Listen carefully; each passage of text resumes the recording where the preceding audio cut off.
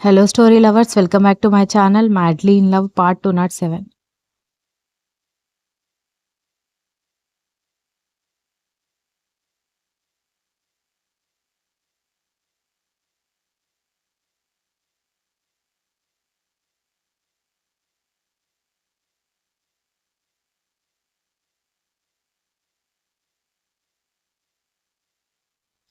అలాగని మట్టిలో వదిలేస్తే నోట్లో పెట్టుకుంటారు కదా బామ్మ అని విరాజ్ అడిగేసరికి శ్రీకృష్ణుడు అంతటి వాడే మట్టి తిన్నాడు. మీ పిల్లలెంత? మీకొక విషయం తెలుసా? కడుపుతో ఉన్న వాళ్ళకి మట్టి ముద్దలు తినిపిస్తారు. శాస్త్రవేత్తల పరిశోధనల మేరకు మట్టిలో ఆడి మట్టి తిని మట్టిలోనే పెరిగిన పిల్లలు అతి శుభ్రంగా పెరిగిన పిల్లల కంటే ఆరోగ్యంగా ఉన్నారని తెలుస్తోంది అనగానే వాళ్ళందరూ ఆశ్చర్యంగా వింటూ ఇవన్నీ నీకెలా తెలుసు మా అమ్మ అని అడిగారు.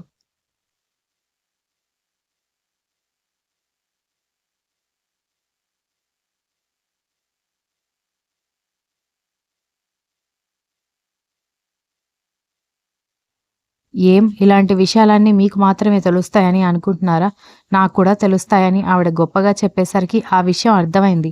ఎలా తెలుసు అనేది వాళ్ళ ఉద్దేశం అని కర్ణ వెటకారంగా అడిగేసరికి ఇందాకడి నుంచి చూస్తున్నాను. ఏంట్రా తెగ వెటకారంగా మాట్లాడుతున్నావని కోపంగా చూసింది బామ్మ.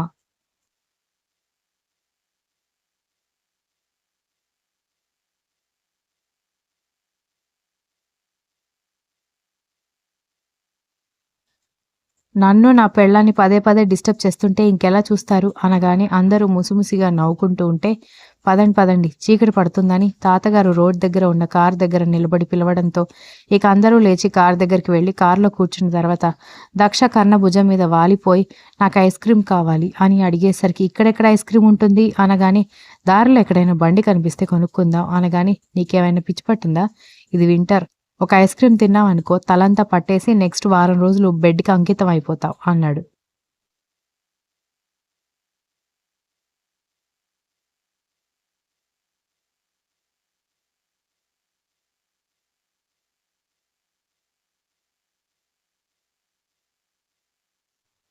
అందుకే కదా కోల్డ్‌కి టాబ్లెట్స్, సిరప్స్ ఉన్నాయని దక్ష నవ్వడంతో అవున్నాయి కాబట్టి కావాలని జలుబు, జ్వరం తెచ్చుకోవడం అవసరమా అని అడిగాడు.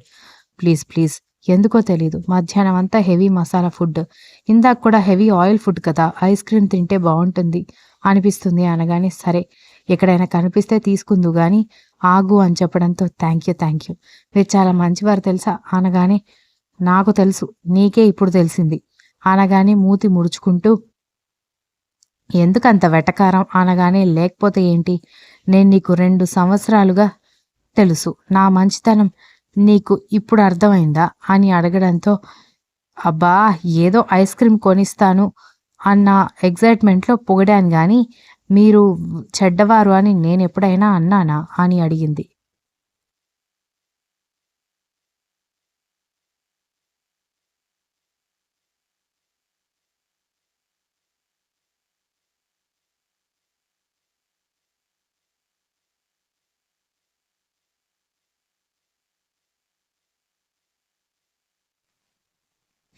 ఒకసారి ఫ్లాష్ బ్యాక్ వేసుకో. స్టార్టింగ్‌లో నన్నొక విలన్‌లాగా చూసావు కదా నువ్వు అని అడిగేసరికి, అప్పుడు పరిస్థితి వేరు. మీ ప్రేమ నాకప్పుడు తెలీదు కదా!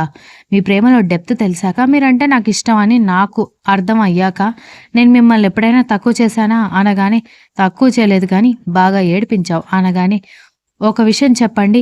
ఆ రోజు షిప్‌లో నా కోసం ఏడ్చానని చెప్పారు. ఎన్ని సార్లు ఏడ్చారు? ఎంతసేపు ఏడ్చేవారు? అనగానే కరుణ ఒక లుక్ ఇవ్వడంతో ప్లీజ్ నేనైతే మీకోసం రోజుల తరబడి ఏడుస్తూనే ఉండేదాన్ని. మరి మీరు నా కోసం ఎన్ని రోజులు, ఎన్నిసార్లు, ఎంతసేపు ఏడ్చారో నాకు తెలియాలి కదా! అని అడిగింది బుంగమూతి పెట్టుకొని.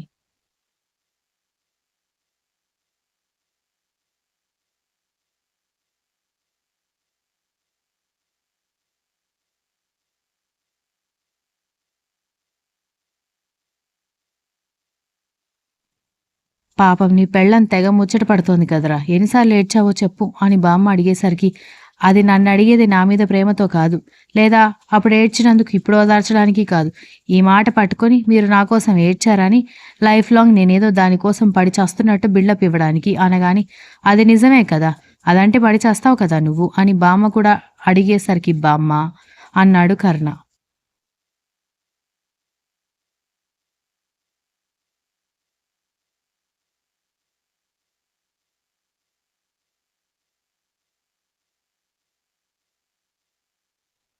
ఏంట్రా నానమ్మ? అది అడిగిన దాంట్లో నేను చెప్పిన దాంట్లో ఏమైనా తప్పుందా? అనగానే, ఇప్పుడు నేను ఎన్ని సార్లు ఏడ్చాననే విషయం తెలుసుకొని దాని మీద డిబేట్ పెడతారా ఏంటి అమ్మమ్మ, మనవరాలిద్దరూ అని వెటకారంగా అడిగేసరికి, చెప్పొచ్చు కదరా! నా మనవరాలంటే నీకెంత ఇష్టమో నాకు కూడా తెలుస్తుంది. మీ నానమ్మ అంటే ప్రతిసారి ఎగేసుకొని వచ్చేది గానీ, నేను సిటీకి దాదాపు 10, 15 సంవత్సరాల తర్వాత వస్తున్నాను అని తాతయ్య కూడా అడిగేసరికి, కానీ ఇక్కడ విషయాలన్నీ నీకు ఊరికొచ్చి చెబుతూనే ఉంటుంది కదా తాతయ్య అన్నాడు కర్ణ.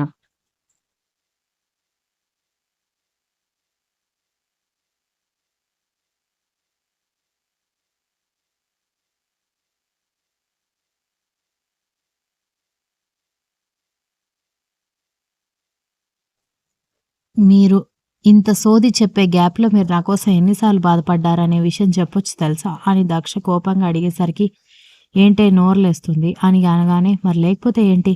చెప్పండి ప్లీజ్. ఎన్ని సార్లు ఏడ్చారు? అని అడిగేసరికి, సంవత్సరానికి ఎన్ని రోజులుంటాయి? అని అడిగేసరికి, 365 రోజులు అనగానే, అయితే రోజుకి 365 లెక్కేసుకుని, సంవత్సరానికి ఎన్ని అవుతున్నాయో లెక్కేసుకో అనగానే తాతయ్య, అమ్మమ్మ ఒకరినొకరు ఆశ్చర్యంగా చూసుకుంటే దక్ష కూడా నోరు తెరిచి 365 రోజులు, 365 సార్లు రోజుకి ఏడ్చేవారా? అని ఆశ్చర్యంగా అడిగింది.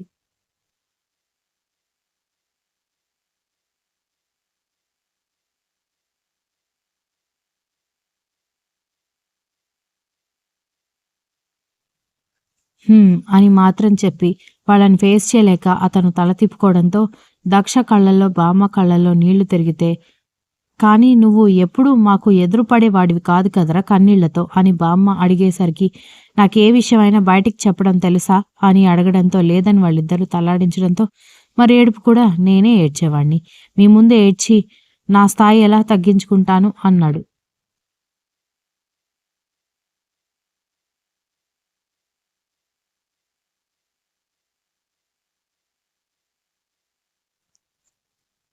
అలా కాదురా!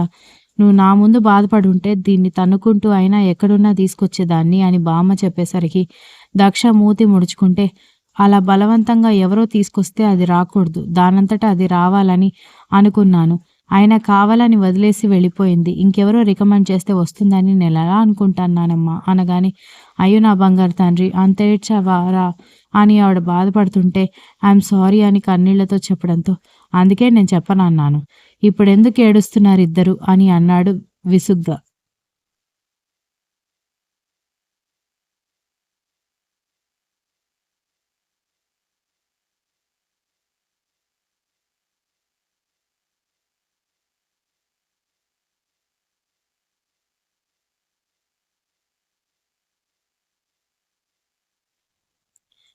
ఆడవాళ్ళంతేరా! ప్రతి చిన్న విషయానికి ఎమోషనల్ అయిపోతారు. అసలు ఏడుపంటే ఏంటో తెలియకుండా పెరిగిన నువ్వే నీ ప్రేమ కోసం సంవత్సరం పొడుగుతా ప్రతిరోజు ఏడిస్తే, సున్నిత మనస్కులైన ఆడవాళ్ళు ఇంకెలా ఉంటారు అని తాతయ్య చెప్పేసరికి, డ్రైవర్ కూడా కన్నీళ్లు తుడుచుకోవడంతో, నువ్వెందుకు ఏడుస్తున్నావు అని దక్ష ముక్కు చీదుతూ అడిగేసరికి, సార్ ఏడ్చారని చెప్పేసరికి ఆ దృశ్యం ఊహించుకోగానే నాకు ఏడుపు కడుపు తరుక్కుపోయింది అనగానే, కర్ణ వీళ్ళందరి సెంటిమెంట్ చూసి తల పట్టుకుంటే, మీరెందుకు విసుక్కుంటున్నారు? మీరేడిస్తే మీది బాధ, మేమేడిస్తే మాది వెటకారంగా ఉందా అని అడిగితే, ఎమోషన్ వచ్చినప్పుడు ఏడవడం వేరు, అది గుర్తు చేసుకుని ఏడవడం వేరు అన్నాడు.